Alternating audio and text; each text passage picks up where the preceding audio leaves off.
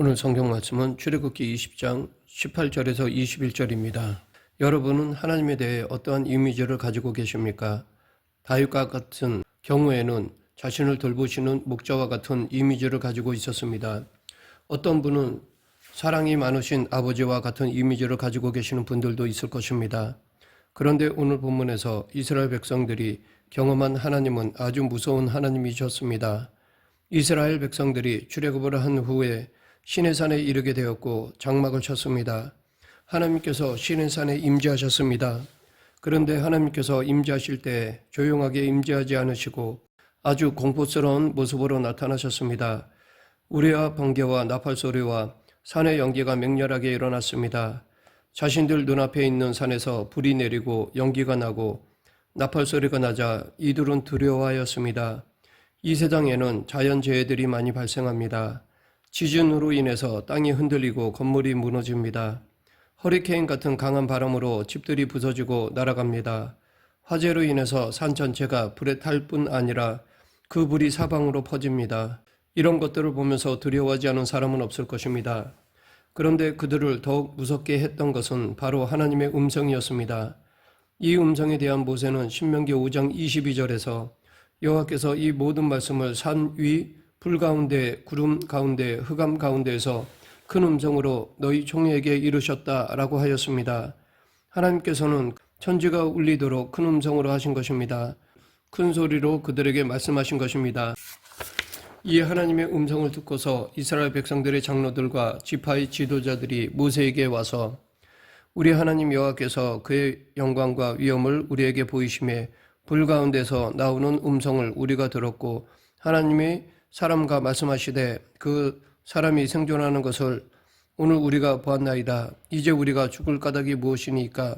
이 큰 불이 우리를 삼킬 것이요 만일 우리가 우리 하나님 여호와의 음성을 다시 들으면 죽을 것이라 라고 하였습니다. 그리고 당신이 가까이 나아가서 우리 하나님 여호와께서 하시는 말씀을 다 듣고 우리 하나님 여호와께서 당신에게 이루시는 것을 다 우리에게 전하소서. 우리가 듣고 행하겠나이다 라고 하였습니다. 그동안 하나님은 이스라엘 백성들에게 이처럼 두려운 존재로 나타나지 않으셨습니다.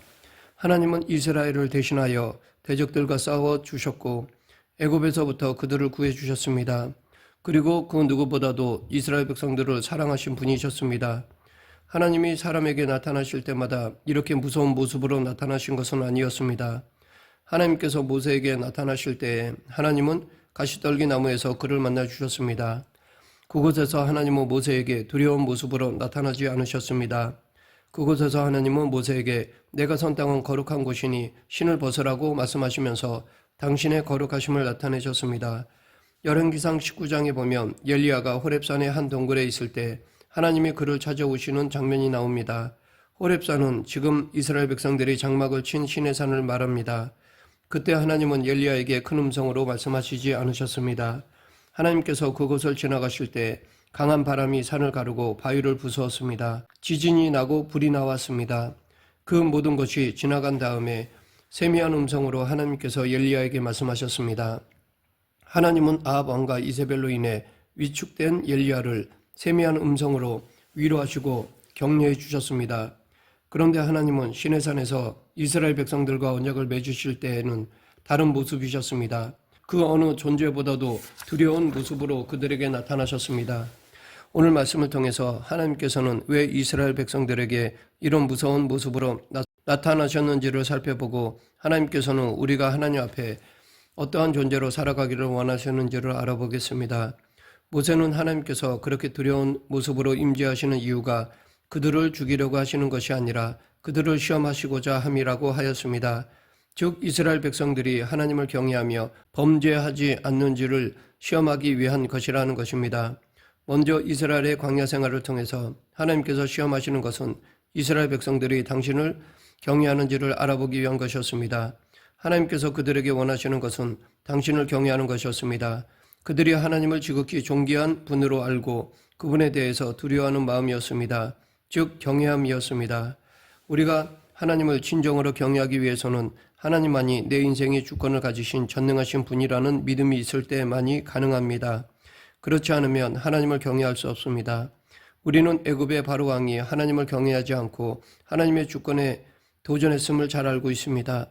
하나님께서 바로에게 당신의 백성 이스라엘을 애굽에서 내보내라고 했을 때 바로는 이를 거절하였습니다. 그리고 하나님께서 재앙을 보내셔서 하나님의 능력을 보이시는데도 바로의 마음은 더욱 굳어져서 이스라엘 백성들을 내보내지 않았습니다. 왜냐하면 바로에게 있어서 경외의 대상이 하나님이 아니라 따로 있었기 때문입니다.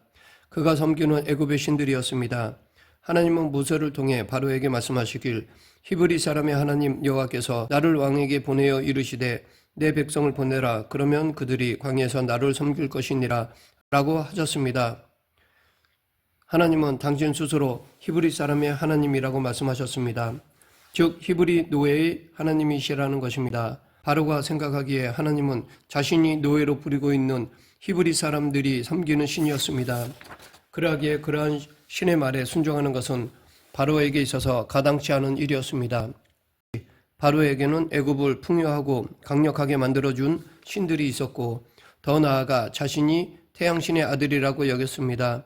그러니 자신의 백성을 자신의 노예가 되도록 내버려둔 히브리 사람의 하나님을 경외하고 두려워해야 할 이유가 없었던 것이었습니다. 그런데 애굽에 자신들이 흉내낼 수 없는 재앙들이 거듭되면서 바로 왕과 애굽의 관리들 마음에 하나님을 두려워하는 마음이 생기게 되었습니다.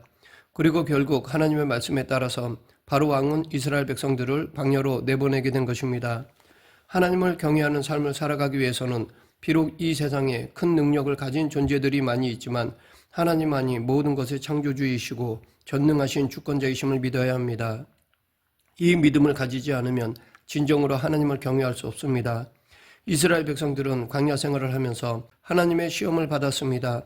어려움이 있을 때 그들은 하나님을 경외하며 반응했어야 하는데 그렇지 못할 때가 많았습니다. 모세가 없을 때 그들은 아론에게 와서 자신들을 위하여 신을 만들어 달라고 하였습니다. 그래서 아론은 금송아지를 만들어 주었고 사람들은 그것을 하나님이라고 말하면서 축제를 벌였습니다.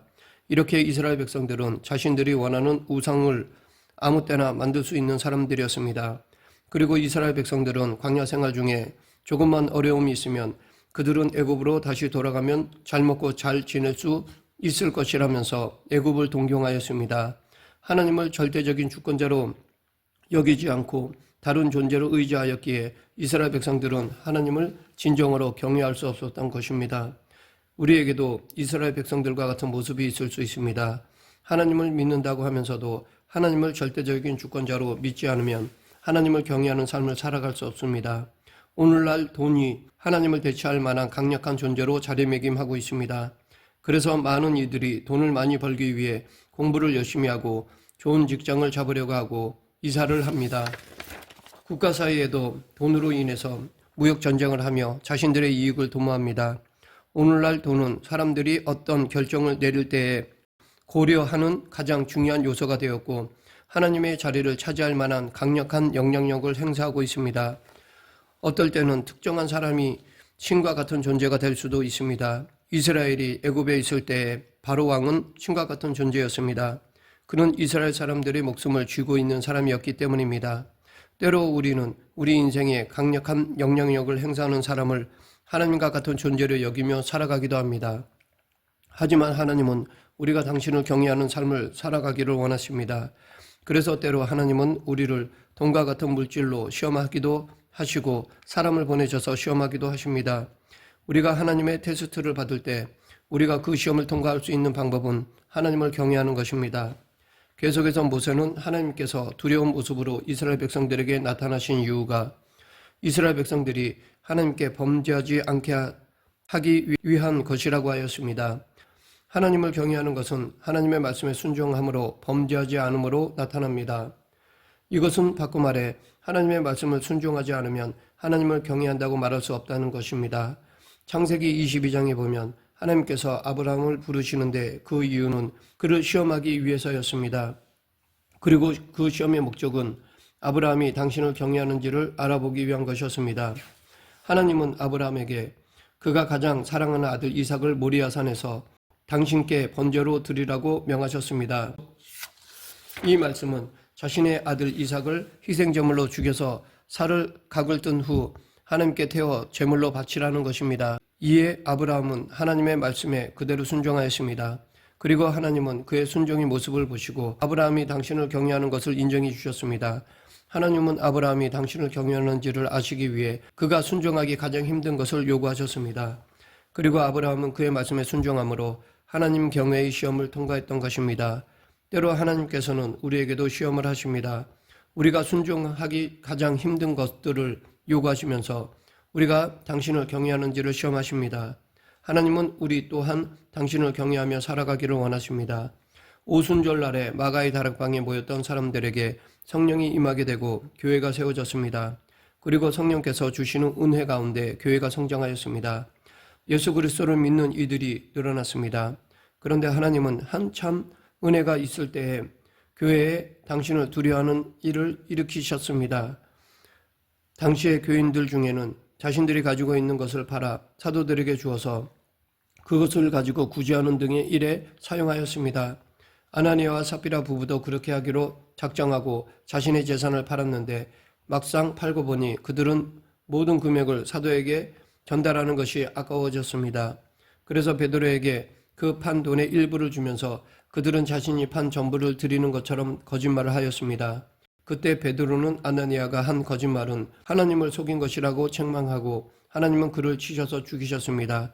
그리고 나중에 그의 아내 삽비라도 같은 거짓말을 할 때 그녀도 죽임을 당하였습니다. 어떻게 보면 하나님께서 이 일로 그 부부를 죽이신 것은 너무한 것처럼 보여지기도 합니다.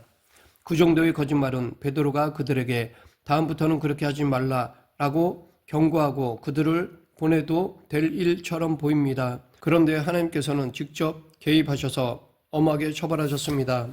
이렇게 하신 것은 하나님이 교회에 전하고자 하시는 메시지가 있었기 때문입니다. 그것은 바로 하나님에 대한 두려움입니다. 즉 하나님에 대한 경외함입니다.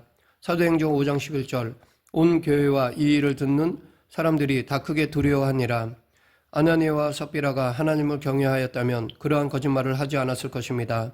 하나님께서 심각하게 보셨던 것은 돈의 문제가 아니라 그들에게 하나님에 대한 경외함, 두려움이 없었다는 것이었습니다. 신앙인에게 있어서 하나님을 두려워하는 것이 얼마나 중요한지를 알려주신 사건입니다. 하나님께서는 이스라엘 백성들에게 오실 때 두려운 모습으로 나타나셨습니다. 그리고 그들에게 말씀을 주실 때 큰 음성으로 주셔서 그들이 또다시 당신의 말씀을 들으면 죽을 것 같도록 하셨습니다. 그만큼 하나님은 당신을 두려워하도록 나타나셨습니다.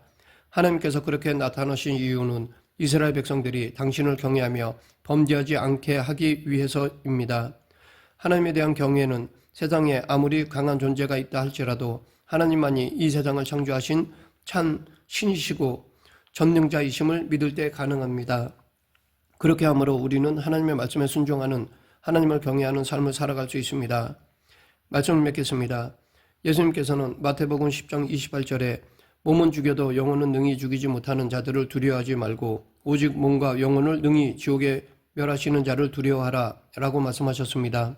그러하기에 우리는 하나님을 두려워해야 합니다.